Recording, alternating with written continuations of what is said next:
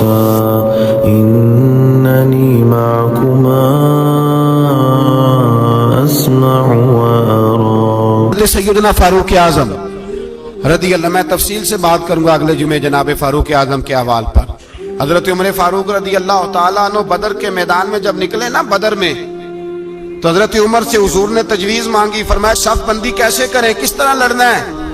جناب عمر فاروق رضی اللہ تعالیٰ عنہ کہنے لگے حضور یہ جتنے آئے ہیں نا کافر لڑنے، یہ کسی کا کوئی چاچا لگتا ہے، کسی کا کوئی ماموں لگتا ہے، کسی کا بھائی ہے، کسی کا بیٹا ہے، تو محبوبہ صف بندی کی کیا ضرورت ہے، جو میرے رشتہ دار ہیں میرے حوالے کریں، میں گردنیں کاٹ کے آپ کو دیتا ہوں. جو ابو بکر کے رشتہ دار ہے وہ ابو بکر کے حوالے کریں، وہ گردن کاٹ کے دے. جو علی کا کچھ لگتا ہے وہ علی کے حوالے کریں. ہم دنیا کو بتائیں گے کہ اشداء علی الکفار، اشداء علی، اس کے لیے ہمارے پاس سختی ہے، کوئی نرمی. وہ ہمارا سگا بھی ہو تو اس کے حق میں کوئی نرمی. حضرت عمر نے اپنے سگے ماموں کی گردن کاٹی بدر کے دن، سگے ماموں کی. حضرت ابو عبیدہ بن جراح، سنو، اسلام امن کا درس دیتا ہے، محبت کا درس دیتا ہے. بھائی اسلام ہی تو امن کا درس دیتا ہے، پر جڑی بوٹی کاٹنا بد امنی نہیں ہوتا. ظالم کا ہاتھ پکڑنا بد امنی، اور امن والے اور ہوتے ہیں بزدل، ان دونوں میں فرق ہوتا ہے. امن والا بننے کا کہا گیا ہے، بزدل بننے کا کہا. میرے نبی پاک نے جو بدر میں تلوار اٹھائی تھی، زرہ پہنی تھی، حضور علیہ السلام نے لوہے کی جیکٹ پہنی تھی، تو وہ بھی میرے رسول پاک نے امن کے لیے ہی پہنی تھی. میرے نبی پاک صلی اللہ علیہ وسلم نے احد کے دن جو ہتھیار اٹھائے تھے تو وہ بھی امن کے لیے اٹھائے تھے، وہ بھی امن کے لیے حضور نے ہتھیار اٹھایا تھا. ہتھیار اٹھانا بد امنی کی علامت نہیں ہوتا میرے بھائی، یاد رکھیں. حضرت ابو عبیدہ بن جراح نے میدان بدر کے اندر جب جنگ کا تبل بجا، حالات بگڑے، جناب ابو عبیدہ بن جراح کہتے ہیں تاریخ نے ایک عجیب موڑ پہ مجھے لا کے کھڑا کیا. آپ فرماتے ہیں میرے لیے اللہ نے جو آزمائش رکھی وہ سب سے بڑی رکھی. فرمانے لگے جب میں میدان میں نکلا تو کافروں نے میرے سامنے جس کو لا کے کھڑا کیا وہ میرا سگا باپ تھا. آپ فرماتے ہیں اب مشکل بن گئی. عشق تیاگ دوویں ایک برابر، تے عشق دا سیک ودھیرا، اگ تے ساڑے ککھ تے کانے، تے عشق ساڑے تن میرا، تے اگ دا دارو می تے پانی، کوئی دسے ہیں عشق دا دارو کیڑا، بلے شاہ تھے کچھ بھی نہیں بچدا جتھے عشق ہوران دا ڈیرا. فرمانے لگے اب میرے لیے سامنے باپ، ادھر بیٹا. آپ فرماتے ہیں دو رستے تھے، باپ بچاؤں یا رسول اللہ کا دین بچاؤں. ایک منٹ تھا فیصلہ کرنے کے لیے کہ ابا بچے گا یا دین بچے گا، کفر بچے گا یا اسلام بچے گا. فرماتے ہیں میں نے منٹ پورا نہیں سوچا، میں نے تلوار اٹھائی، باپ کی گردن کاٹ کے گرائی اور رسول اللہ کا دین بچا لیا.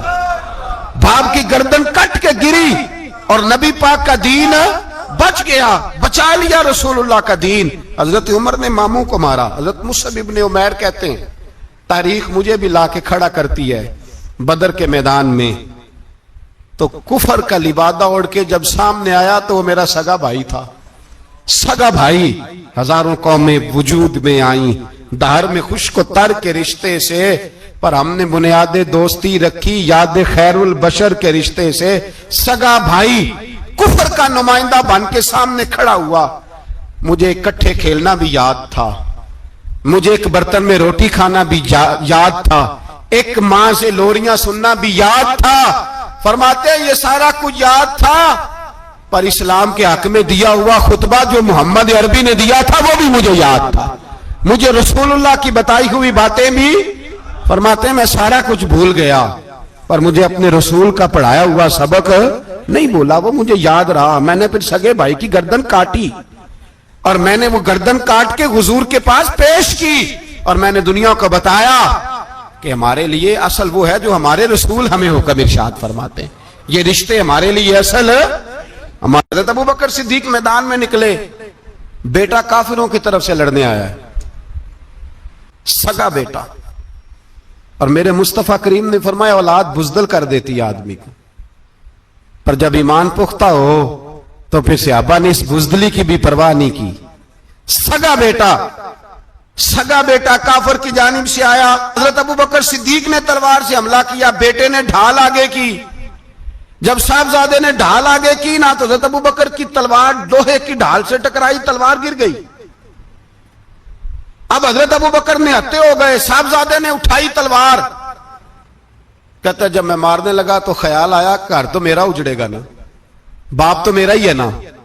صاحبزادے کہتے ہیں میں ابو بکر صدیق کو چھوڑ کے چلا گیا، بعد میں مسلمان ہو گئے، کلمہ پڑھ لیا۔ ایک دن گھر میں بیٹھے تھے تو بات شروع ہو گئی، صاحبزادے کہنے لگے ابا جی وہ یاد ہے نا جب میری ڈھال سے آپ کی تلوار ٹکرائی تھی اور تلوار گر گئی تھی تو میں نے آپ کو باپ سمجھ کے چھوڑ دیا، میرا ہی گھر اجڑنا تھا باپ سمجھ کے۔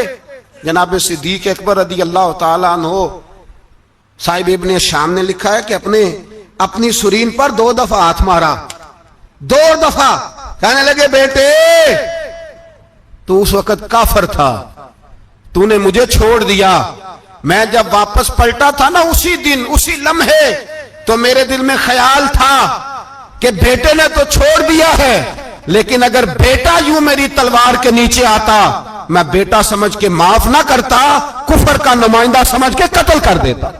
اس لیے کہ میری نظر میں اگر کوئی اہمیت ہے تو رسول اللہ کے فرمان کی اہمیت ہے، باپ بیٹے اولاد کی کوئی اہمیت ہے؟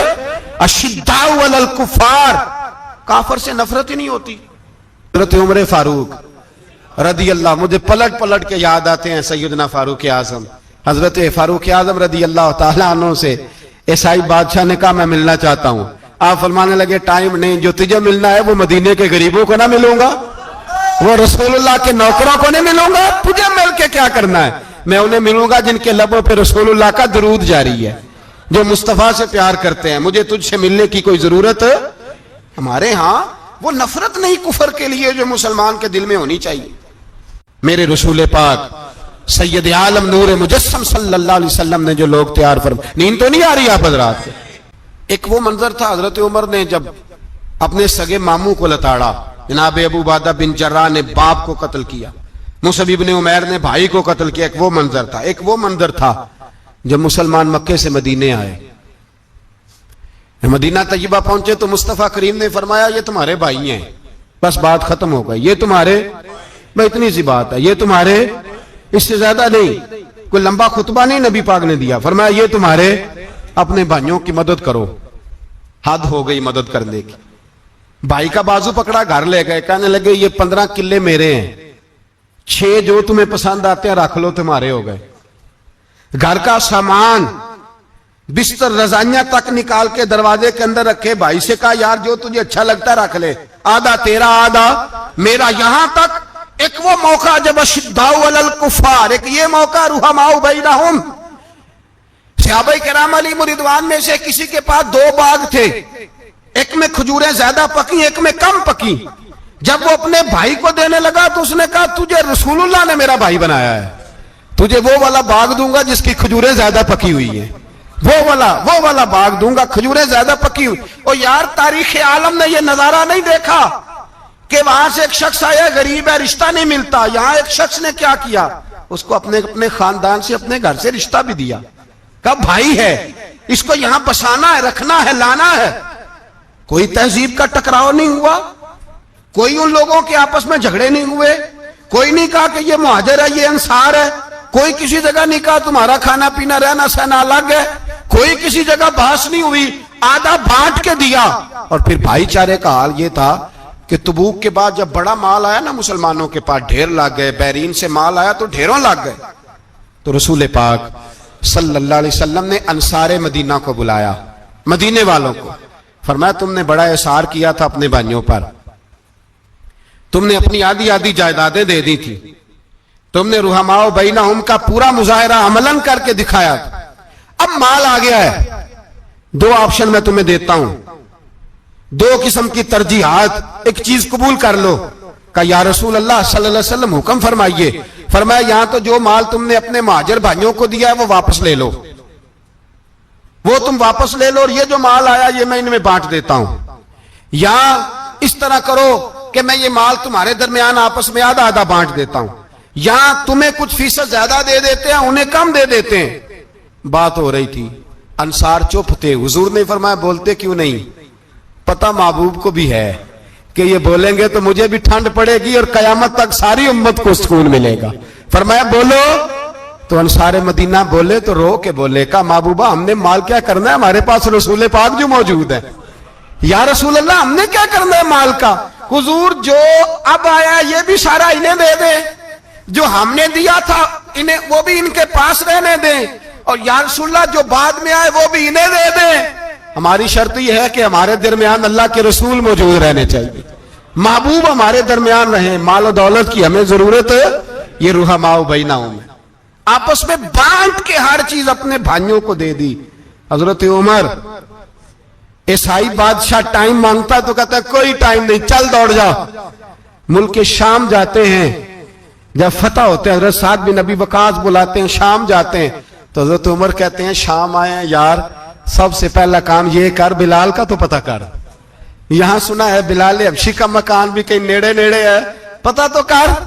حضرت بلال حبشی حضرت سیدنا سعد کہنے لگے حضور بلا نہ لیں. فرمایا نہیں, وہ مصطفیٰ کا غلام ہے تو میرا تو امام ہے, میں گھر ملنے جاؤں گا. گھر رحماء بینہم, کالے رنگ کے حبشی غلام سیدنا بلال حبشی کو ملنے گھر گئے, اور جناب عمر جا کے بیٹھک میں انتظار کرنے لگے, گویا ڈرائنگ روم میں بیٹھے انتظار ہونے لگا. جناب سیدنا بلال آئے تو حضرت عمر اٹھ کے کھڑے ہوئے. ملک شام کے لوگوں نے یہ منظر عجیب دیکھا کہ جناب عمر فاروق ایک حبشی کے لیے کھڑے ہوئے, اور جب کھڑے ہوئے تو حضرت بلال کہنے لگے عمر بیٹھ جاؤ, یہ کیا کر رہے ہو. تو حضرت سیدنا عمر رو پڑے, کہنے لگے بلال تو حبشی پہلے تھا, جب سے رسول اللہ کا غلام بنا ہے ساری امت کا امام بن گیا, ساری امت کا تو امام بن گیا ہے جب سے تو نبی پاک صلی اللہ تعالی علیہ وسلم کا غلام بنا. بھائی یاد رکھے, جب اشداء علی الکفار کی بات تھی تو اپنے سگے قتل ہو گئے, اور جب رحماء بینہم کی بات تھی تو پھر یہ نہیں دیکھا یہ حبشی ہے. توجہ ہے میری بات پر, جاگ رہے نا آپ لوگ, ادھر دیکھیں. پھر یہ نہیں دیکھا کہ یہ حبشی ہے, یہ رومی ہے, یہ کون ہے, پھر یہ دیکھا کہ یہ رسول اللہ کا غلام ہے صلی اللہ. حضرت ابوبکر صدیق رضی اللہ تعالیٰ عنہ سے کسی نے پوچھا تھا بدر میں فتح کیسے ہوئی. اب بھی مسلمان کہتے ہیں نہیں جی کیسے لڑیں گے جی, ہمیں اپنا بڑا مسئلہ ہے. یہ کمزور لوگوں کی باتیں, کمزور جو خدا والے ہوتے ہیں ان کی یہ سوچ نہیں ہوتی. یہ آرزو کرم اور میں آپ سے کروں, یہ بھیک اس کو جیتیے جس کا خدا نہ ہو. یہ کمزور لوگ ہیں جو کہتے ہیں نہیں کیسے ہوگا, کس طرح ہوگا, جن کو پتا ہو کہ ہماری غیبی طاقت ہے.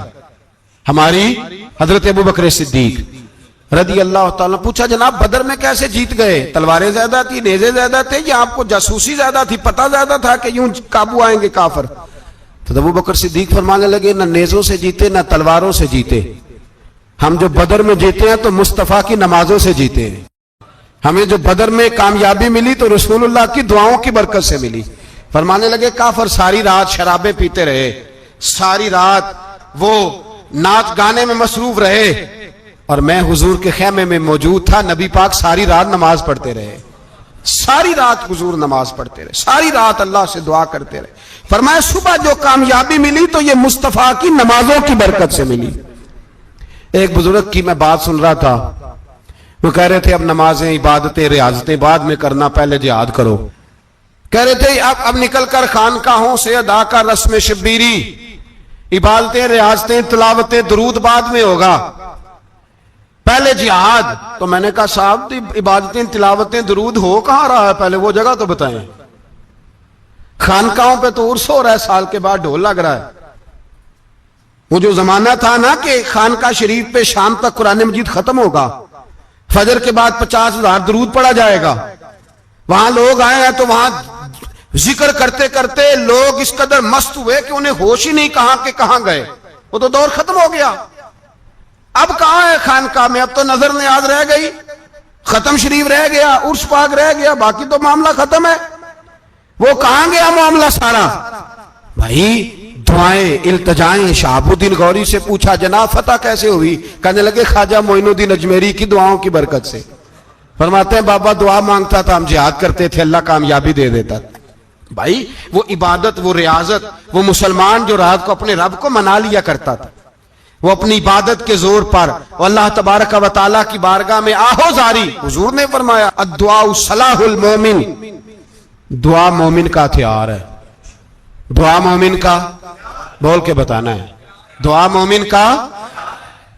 فرمایا مومن یہ ہتھیار چلا سکتا ہے، یہ ہتھیار کافر کے پاس موجود ہے۔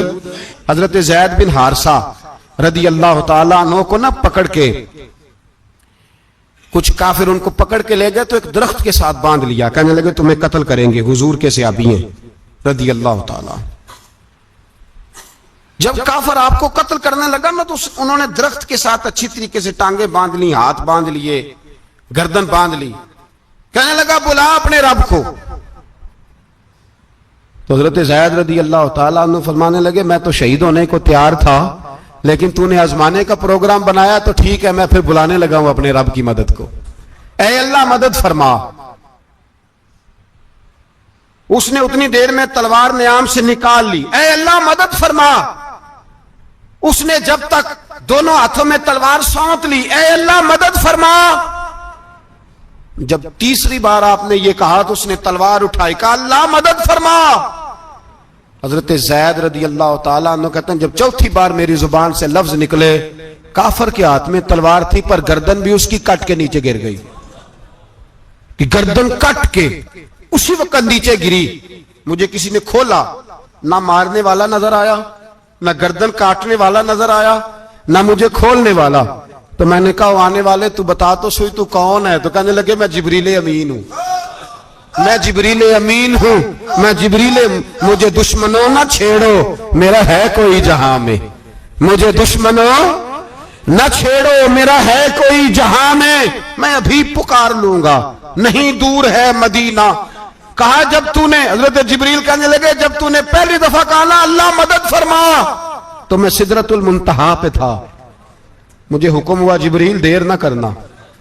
فرماتے ہیں جب دوسری دفعہ تو نے کہا نا اللہ مدد فرما تو میں 7ویں آسمان پہ تھا، اور جب تیسری دفعہ کہا مدد فرما تو میں پہلے آسمان پہ تھا، اور فرمایا جب تو نے کہا چوتھی دفعہ اللہ مدد فرما تو میں تیرے سرانے کھڑا تھا، میں تیرے سرانے۔ تو بھائی اب تو اجتماعی دعا بھی نہیں رہی ہماری، اب تو یہ والا سوتا بھی، اکبر الآبادی نے کہا تھا مصیبت میں بھی اب یاد خدا ہم کو نہیں آتی، دعا منہ سے نہ نکلی جیبوں سے عرضیاں نکلی۔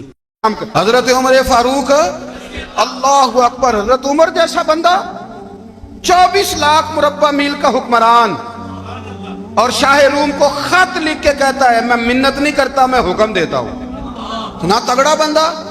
جنگ قادسیہ کے لیے حضرت سعد بن ابی وقاص کو بھیجا، فتوح الشام پڑھ کے دیکھیں۔ حضرت عمر بڑے پریشان ہیں، اتنے دن ہو گئے کوئی رپورٹ ہی نہیں آئی۔ اب تو موبائل ہے نا، ایک ایک منٹ کی رپورٹ لیں آپ، بلکہ آپ ایک ایک منٹ کی فوٹو لیں، آپ رپورٹ تو دور رہ گئی۔ حضرت عمر فاروق رضی اللہ تعالیٰ عنہ بڑے پریشان ہیں کہ قادسیہ میں حضرت سعد بن ابی وقاص کے ساتھ لوگ جہاد کرنے گئے، رپورٹ کوئی نہیں آ رہی۔ اتنے پریشان تھے کہ باہر نکل کے نا اس رستے پہ بیٹھ جاتے جو رستہ قادسیہ کی طرف سے آتا تھا، جو بھی آتا جاتا پوچھتے جنگ کے کیا حالات ہیں۔ ادھر جب اللہ نے فتح دے دی نا تو حضرت سعد بن ابی وقاص رضی اللہ تعالیٰ عنہ نے نا ایک قاصد کو خط دے کے بھیجا، کہنے لگے عمر کے پاس جاؤ، انہیں اطلاع دو کہ الحمدللہ اللہ نے اسلام کو فتح عطا کر دی ہے۔ یہ حضرت عمر کو جا کے دینا، وہ بڑے پریشان ہوں گے۔ وہ جو اس زمانے میں اس طرح ہوتا تھا کہ کئی دور دور سے صحابہ جو دوسرے شہروں کے ملکوں کے رہنے والے ہوتے تھے وہ بھی آ کے شامل ہو جاتے تھے جہاد میں۔ کوئی ایک دفعہ مدینے آیا، کوئی 2 دفعہ آیا، پھر اپنے اپنے علاقوں میں بہت سارے لوگوں نے زیادہ دفعہ حضرت عمر کو دیکھا بھی نہیں تھا۔ وہ جو قاصد خط لے کے آیا تھا نا اس نے 1 دفعہ دیکھا تھا، حضرت عمر بوڑھے ہو گئے، وہ پہچانتا نہیں تھا۔ ادھر سے وہ خط لے کے آ گیا، حضرت عمر مدینے سے باہر نکل کے اس روڈ پہ بیٹھے تھے جو قادسیہ سے آتا تھا۔ جب وہ اس آدمی کو آتے دیکھا تو حضرت عمر اٹھ کے کھڑے ہو گئے، فرمانے لگے قادسیہ سے آ رہے ہو؟ وہ کیا کہتا ہے؟ پھٹے پرانے کپڑے، ٹوٹے ہوئے جوتے، سر پہ پرانی پگڑی، کہنے لگے غلام مدینے کے رہنے والے ہو؟ حضرت عمر کہنے لگے ہاں مدینے کا ہوں۔ کہا میں قادسیہ سے آیا ہوں، الحمدللہ اللہ نے اسلام کو فتح دے دی ہے، الحمدللہ کفر کی کمر ٹوٹ گئی ہے۔ اس نے یہ بات کر کے تو گھوڑے کو ایڑی لگائی، گھوڑا دوڑنے لگا مدینے کے، حضرت عمر بھی ساتھ ساتھ دوڑ رہے، فرمانے لگے اچھا بتاؤ خالد بن ولید کا کیا حال ہے؟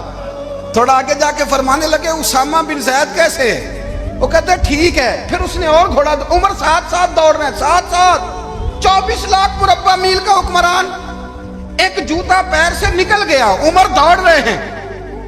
آگے جا کے پوچھتے ہیں سعد بن ابی وقاص کا کیا حال ہے؟ کہ حضور وہ بھی ٹھیک ہے۔ کتنے لوگ میرے شہید ہو گئے مسلمانوں میں سے. کہنے لگا صحیح گنتی کا نہیں پتا. یہ لفظ ادا ہوتے ہوتے مدینے کی سرحد آ گئی. لوگوں نے عمر کو گھوڑے کے ساتھ دوڑتے دیکھا تو کہا امیر المومنین کیوں دوڑ رہے ہیں؟ وہ غلام چھلانگ لگا کے نیچے آیا, قدموں میں بیٹھ گیا. کہنے لگا حضور آپ نے بتایا ہی نہیں آپ امیر المومنین ہیں. آپ فرمانے لگے کیا بتاتا, میں تو اونٹ چرانے والے کا پتر ہوں, کیا بتاتا؟ وہ عمر ہوں جس نے اپنے گناہوں کا حساب دینا ہے, کیا بتاتا؟ جو سعد بن ابی وقاص کو جہاد پہ بھیج کے خود بزدلوں کی طرح گھر میں بیٹھا ہے, کیا بتاتا؟ کوئی حیثیت نہیں, کوئی تار. تو نے اچھا کیا, تو تو مجاہد تھا, مجھے ساتھ ساتھ دوڑایا, تو نے اچھا کیا. جتنے لوگ تھے چیخے مار کے رونے لگے. حضرت فاروق اعظم سے کہنے لگے عمر جب تک تیرے جلوے رہیں گے اللہ کامیابیاں ہی عطا فرمائے گا, جب تک تیرا رنگ رہے گا اللہ تعالیٰ نوازتا ہی رہے گا. کچھ نہیں, کبھی اپنا آپ ظاہر ہی نہیں کیا. بہت بڑے تھے, بہت بڑے تھے حضرت عمر, بڑے تھے. حضرت ابو رافع غلام تھے, قرآن پاک بڑا سونا پڑھتے تھے. حضرت عمر جب بھی انہیں ملتے کہتے ابو رافع تو عمر سے اچھا ہے, قرآن بڑا شاندار پڑھتا ہے. تو وہ کہتے حضور اگر میں قرآن صحیح پڑھتا ہوں تو آپ کو قرآن کی تشریح زیادہ صحیح آتی ہے, آپ بھی تو مجھ سے افضل ہیں. تو آپ فرماتے نہیں پھر بھی تو مجھ سے افضل ہے. کیوں؟ اس لیے کہ تو اپنے آقا کی نوکری بھی ٹھیک کرتا ہے اور رب کی عبادت بھی ٹھیک کرتا ہے, اور مجھے خالص صرف عبادت کرنی ہوتی ہے, وہ بھی ٹھیک نہیں کر پاتا. ساری زندگی اپنا محاسبہ, ساری زندگی اپنے گریبان میں دیکھا, ساری زندگی اپنے آپ کو پرکھا, اپنے آپ کو ٹٹولا. 62 سال عمر بیت گئی.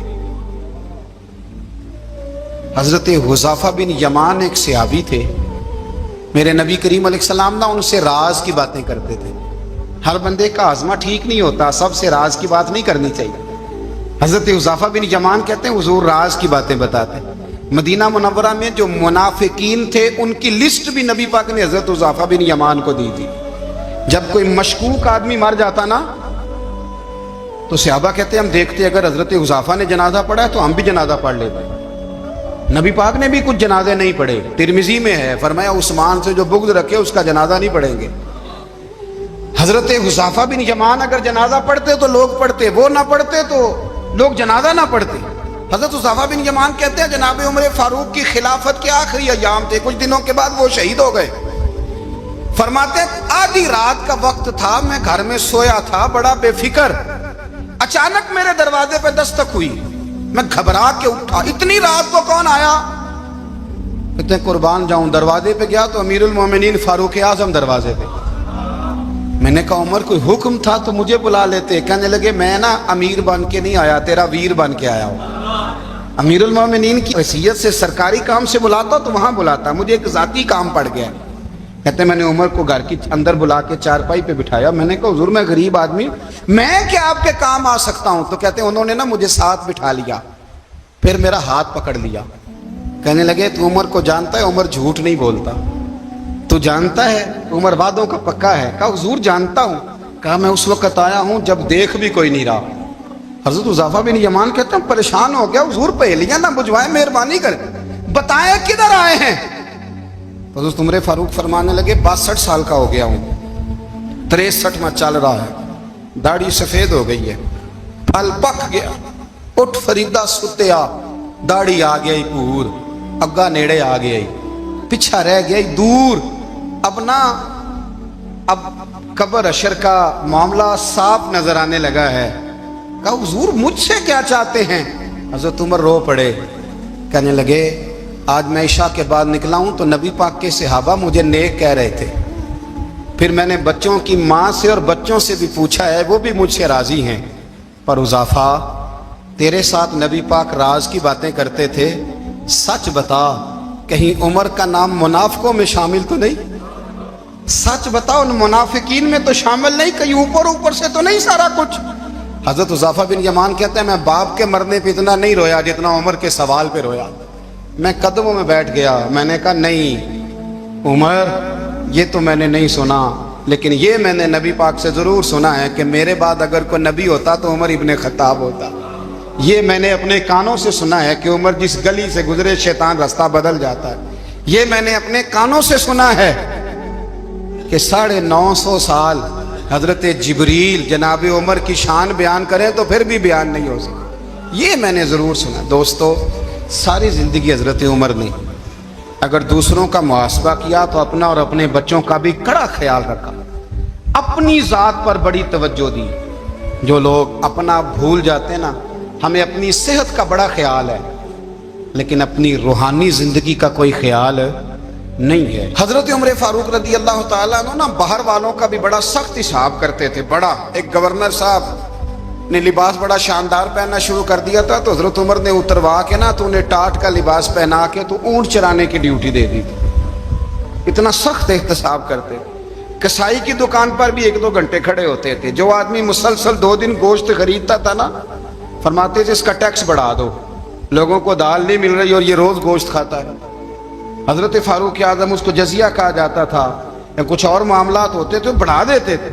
مسلسل جو 2 دن آدمی گوشت کھاتا تھا فرماتے تھے مدینے میں غربت ہے, اگر یہ والا نظام تم کرو گے تو غریب لوگ کس کی طرف دیکھیں گے. لیکن اس سے زیادہ بڑھ کر جو ان کی زندگی کا معیار اور سٹیٹس تھا وہ یہ تھا کہ اپنے گھر کا خاص خیال رکھتے, خاص توجہ کرتے. ملک شام سے اور ایران سے کچھ لوگ آپ کی خدمت میں آئے تو وہاں سے کچھ کنیزیں بھی آئیں ان کے بادشاہ کا پیغام لے کے. شاہ ایران کی کنیز کو ملکہ نے کہا کہ نا حضرت عمر کی زوجہ کو دیکھ کے آنا ذرا کس طرح کی. ہمارے ملک میں کیا کہتے ہیں خاتون اول, باقی سارے دوؤں میں خاتون اول. ذرا خاتون اول کو دیکھ کے آنا. تو وہ جب آئی نا گھر میں ملنے تو کہا کہ مجھے میری ملکہ نے کہا تھا کہ عمر کی زوجہ سے اہلیہ سے ملاقات کر کے آنا. تو حضرت عمر کی اہلیہ نے نا ایک جوڑا کپڑوں کا دے دیا ملکہ کے لیے اور ایک خوشبو کی شیشی دے دی.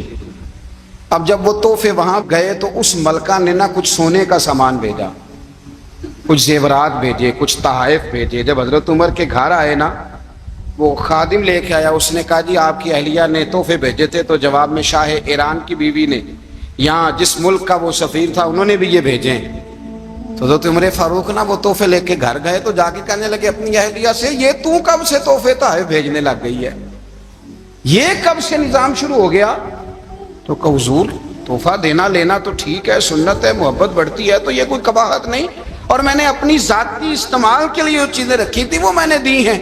تو حضرت عمر فاروق رضی اللہ تعالیٰ عنہ فرمانے لگے ہم نے کسی ملک کے ساتھ اور اس کے بادشاہ کے ساتھ ذاتی تعلق نہیں بنانا, تعلق جو بھی بنے گا رسول اللہ کے دین کی برکت سے بنے گا. ذاتی رشتے نہیں ہم نے قائم کرنے. ذاتی آپ کے ملک کی جو ایئر لائن جس کا ہر سال خسارے کا ڈنڈورا پیٹا جاتا ہے نا, وہ ہمارے بادشاہ صاحب اور صدر صاحب اگر غیر ملکیوں کو گھوڑا کبھی بھیجنا ہو نا, گھوڑا, تو پورا ایک جہاز گھوڑا لے کے تحفے میں جاتا ہے.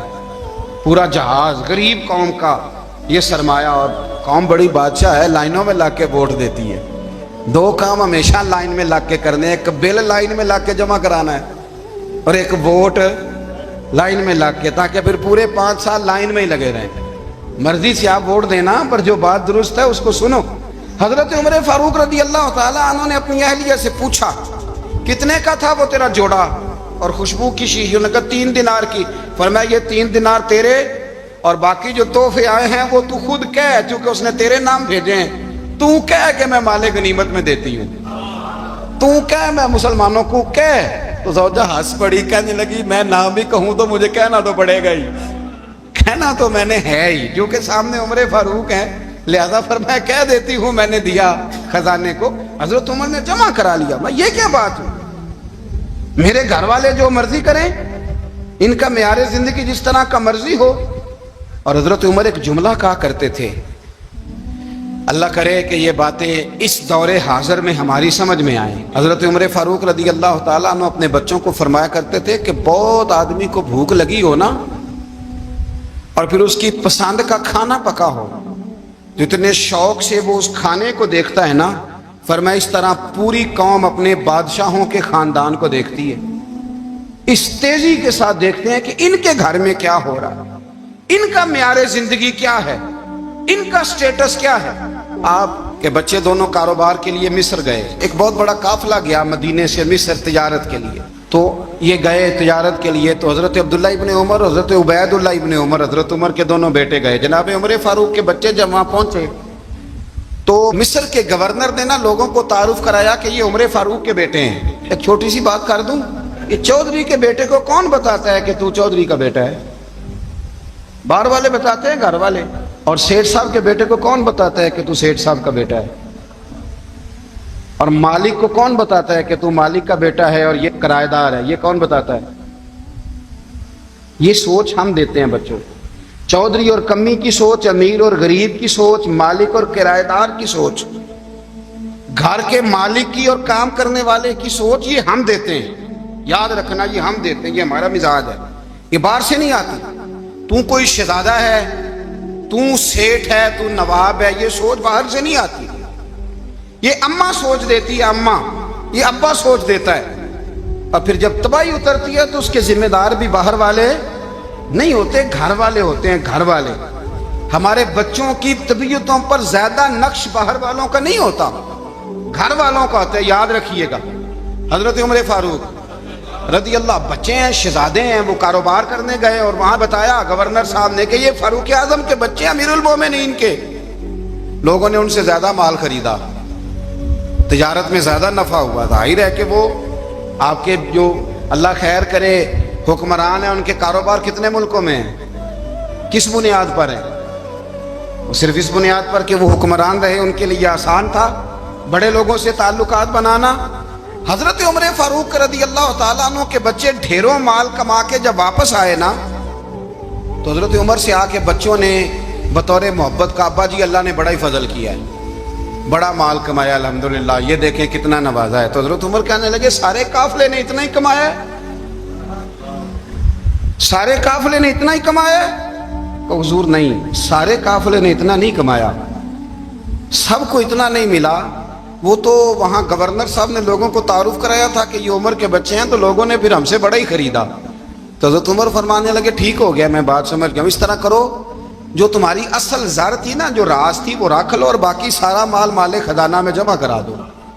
اس لیے کہ یہ تم نے تجارت نہیں کی، یہ تم نے اپنے باپ کا نام بیچا ہے، یہ تم نے امیر المومنین کے بیٹے ہونے کا فائدہ اٹھایا ہے. فرمایا یہ تمہارا نہیں حق، یہ مسلمانوں کا ہے. اس لیے کہ یہ مال تم نے محنت سے نہیں کمایا، یہ باپ کی کرسی کا فائدہ اٹھایا ہے. اور فرمایا اگر تم نے مال جمع نہ کرایا تو میں مال بھی لے لوں گا زبردستی اور کوڑے بھی ماروں گا، ڈبل سزا دوں گا. مرضی سے جمع کراؤ گے تو کوڑوں سے بچ جاؤ گے. بڑے بیٹے نے تو جمع کرا دیا تو چھوٹا تھوڑا پریشان ہوا. تو حضرت عبداللہ ابن عمر چھوٹے بھائی کا ماتھا چوم کے کہنے لگے بیٹے چپ کر کے جمع کرا، یہاں بھی فخر کر کے ہم عمر کے بیٹے ہیں اور قیامت میں بھی فخر کریں گے کہ ہم فاروق اعظم کے بیٹے ہیں. یہاں بھی ناز کریں گے اور وہاں بھی ناز کریں گے کہ عمر کے بچے ہیں. ہمارے باپ نے خود بھی حلال ہی کھایا ہے اور جب ہماری کمانے کی باری آئی ہے تو ہمیں حکم بھی حلال کھانے کا دیا. بھائی ہمارا مزاج دے. بچہ جب لے کے آتا ہے 2 لاکھ روپیہ تو کبھی پوچھے کہاں سے آیا ہے؟ جب وہ پہلے دن غلط دوستوں کے پاس جا کے بیٹھتا ہے تو کبھی نکالا ہے گھر سے اسے؟ یہ بہت سارے خمیازے ہمیں اس لیے بھگتنے پڑتے ہیں کہ ہم ابتدا میں سوراخ بند نہیں کرتے. جب اس میں شگاف پڑ جاتا ہے، سیلاب آتا ہے تو ہمیں ہوش آتی ہے. حضرت عمر نے اپنے گھر میں نگرانی رکھی، کڑی نگرانی. زیادہ نماز گھر میں پڑھتے تھے حضرت عمر، نفلی نمازیں زیادہ کیوں بلا؟ میرے اساتذہ مجھے حکم دیتے تھے کہ فرض نماز کے علاوہ نمازیں گھر میں پڑھنا، بچوں کو عادت پڑے گی، ذوق پیدا ہوگا، ان کو پتہ چلے گا کہ ہمارے گھر میں 5 وقت کوئی اور کام بھی ہوتا ہے. بھائی یاد رکھیں کہ آپ نے اگر سجدہ کرنا ہے تو بچہ لیٹ جائے گا، اسے پتہ کوئی نہیں سجدہ کیا ہے. لیکن جب گھر میں کبھی قرآن ابا جی کھول لئی نا، میں اکثر کہتا ہوں جب ابا جی کا موڈ بن جائے نا لیکچر دینے کا، وہ گھر میں شروع ہو جاتے ہیں، کہتے ہیں آپ لوگ نماز نہیں پڑھتے اس لیے میرے کاروبار میں برکت کوئی نہیں، تم سویرے قرآن پاک نہیں کھولتے تو میں تباہ ہو گیا ہوں. تو میاں آپ نے کب گھر میں قرآن پاک کھولا تھا؟ آپ نے کب نماز پڑھی؟ آپ نے کب گھر کے اندر اللہ رسول کا ذکر کیا تھا؟ آپ نے کب حدیث چھیڑی؟ آپ نے بھی تو گھر کے اندر جب بھی آپ آئے ہیں تو آپ نے وہی کچھ کیا جو دنیا دار کرتے ہیں. آپ بھی تو اپنا موبائل لے کے الگ کونے میں بیٹھ گئے. آپ نے بھی تو کہا ہے کہ اب تمہارے چینل ختم، اب میری مرضی والا چلے گا. تو جو آپ نے کیا ہے بچے بھی وہی کام کریں گے. آپ نے بھی گپ شپ لگائی ہے تو وہ بھی لگا رہے ہیں. یہ سمجھ لیں جو کام آپ کریں گے آپ اپنے بچوں کی سیرت میں اس کا جلوہ دیکھ لیں گے. بڑی پکی سی بات ہے کہ آپ کو بچے کی عادتیں دیکھ کے سمجھ آ جائے گی کہ میں بھی یہی کرتا تھا اور یہ بھی.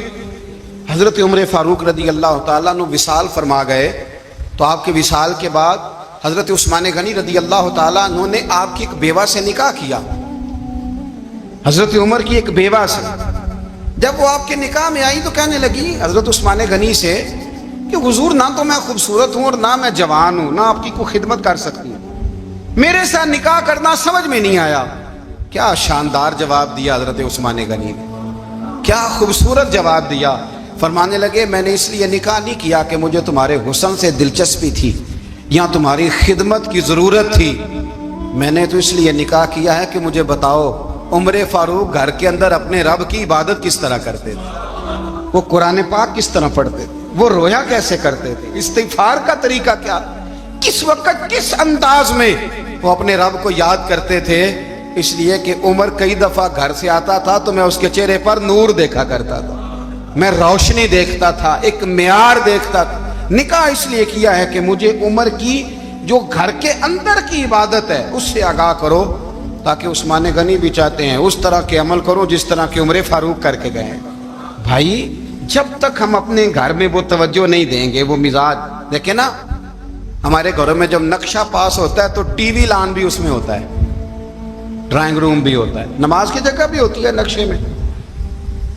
صحابہ جب گھر بناتے تھے تو ایک مسجد بیت کا نقشہ پاس کرتے تھے، ذہن میں رکھتے تھے کہ یہ کونا نماز کے لیے، وہاں جوتے لے کے کوئی نہیں جائے گا، وہاں نماز پڑھی جاتی تھی، عورتیں وہاں اعتکاف کرتی تھی.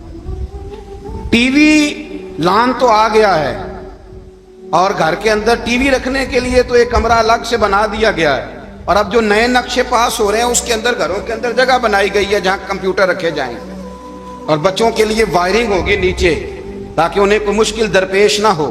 یہ ساری چیزیں ہم نے نہانے کے لیے گھروں کے اندر اتنے بڑے واش روم بنائے ہیں کہ لگتا یہ ہے کہ سوائے نہانے کے اور کام ہی نہیں کوئی گھر میں ہوگا. ہر چیز آ گئی، پر اللہ کرے کوئی تفسیر بھی ٹیبل پہ پڑی نظر آئے، کوئی حدیث کی کتاب بھی ٹیبل پہ پڑی نظر آئے. اللہ کرے کہ جس طرح ابا لطیفہ سن کے آتا ہے تو جب تک سنا نہ لے اسے ہضم نہیں ہوتا. اللہ کرے کہ وہ جمعے میں بیان سن کے جائے تو اس کا بھی دل کرے میں اپنے بچوں کو سناؤں. وہ نبی پاک کی کوئی حدیث کہیں سے سنے تو گھر جا کے سنائے. جب تک یہ معیار نہیں بنتا آپ کیسے توقع کرتے ہیں کہ گھر کے اندر اللہ کی رحمتیں نازل ہوں گی؟ آپ یہ کیسے توقع کرتے ہیں کہ گھر کے اندر وہ معیار اور وہ مزاج بنے گا؟ حضرت عمر فاروق نے ذاتی زندگی پر جو توجہ دی، گھر والوں کے معیار پر جو توجہ دی حضرت عمر فاروق رضی اللہ تعالیٰ عنہ نے، وہ بھی بڑی دیدنی ہے. حضرت ابو موسیٰ اشعری کو نا آپ نے وزیر خزانہ بنایا تھا، تو حضرت ابو موسیٰ اشعری کہتے ہیں کہ حضرت عمر کو شیخ خزانے میں رہنے تو دیتے نہیں تھے. ایک دن نا میں صفائی کر رہا تھا اس کمرے کی جس میں خزانہ رہتا تھا. ہمارے تو ملک میں جو جاتا ہے وہ صفائی کر کے ہی جاتا ہے، اللہ خیر کرے. اور خیر معیار بدلتا ہے. جو پچھلی حکومت ہوتی ہے وہ قرضہ اٹھاتی ہے، وہ باہر سے جاتی ہے تو قرضہ لے کے آتی، اور جو نہیں آتی ہے وہ کہتی ہے ہمیں پیکج مل گیا ہے. وہ قرضہ نہیں اٹھاتے. ان کو کیا ملتا ہے؟ یعنی پچھلی نے قرضہ لیا تھا اور ہم نے، واہ جی واہ کیا خوبصورت انداز ہے. اس کا نام بدل کے نا، انہوں نے قرضہ لیا تھا اور ہم نے، میں کہا بڑے شاندار سیانے بندے ہو گئی. حضرت سیدنا ابو موسیٰ اشعری کہتے ہیں کہ میں نے نا مال غنیمت کی صفائی کی تو 1 دینار مجھے نا کہیں پڑا ہوا مل گیا. تو فرماتے ہمیں اجازت ہوتی تھی کہ 1 دینار ہم اپنی مرضی سے کہیں خرچ کر سکتے تھے. اگر آپ ناراض نہ ہوں تو ہمارے ہاں جب چیئرمین صاحب، ناظم صاحب ٹھیکے دیتے ہیں تو ٹھیکیدار ان کا چھوٹا بھائی ہوتا ہے یا چچا کا بیٹا ہوتا ہے یا خالہ کا بیٹا ہوتا ہے. وہ خود ناظم ہوتے ہیں اور ان کا چھوٹا بھائی ٹھیکیدار ہوتا ہے. یعنی وہ نا سارا کچھ گھر کے اندر ہی رہتا ہے. گھر کے اندر ایک پیسہ دیتا ہے، دوسرا واپس اس کو واپس کر دیتا ہے، گھر کے اندر ہی. اب تو خیر ہمارے لوگ سمجھدار ہو گئے. ایک بندہ ایک سیاسی جماعت میں ہوتا ہے، دوسرا دوسری میں، اور تیسرا جس کی بھی حکومت آئی حکومت تو ہماری رہے گی نا، ایک بندہ تو ہے نا اس جماعت میں. یہ اچھا لوگوں نے ایک طریقہ نکالا ہے. تو حضرت عمر کے بیٹا گزر رہا تھا تو حضرت ابو موسیٰ اشعری کہتے ہیں میں نے صفائی کی تو 1 دینار نکلا. تو میں نے وہ 1 دینار نا حضرت عمر کے بیٹے کو دے دیا. میں نے کہا لو بیٹا اپنے چچا کی طرف سے تحفہ. اور گھر جا کے انہوں نے حضرت عمر کو بتایا کہ چچا نے پیسے دیے ہیں، چھوٹے بچے تھے۔ حضرت عمر نے حضرت ابو موسیٰ اشعری کو بلا لیا اور بلا کے فرمانے لگے میں تو تمہیں اپنا دوست جانتا تھا اور تو نے میری اولاد کو ہی دنیا دار بنانا شروع کر دیا۔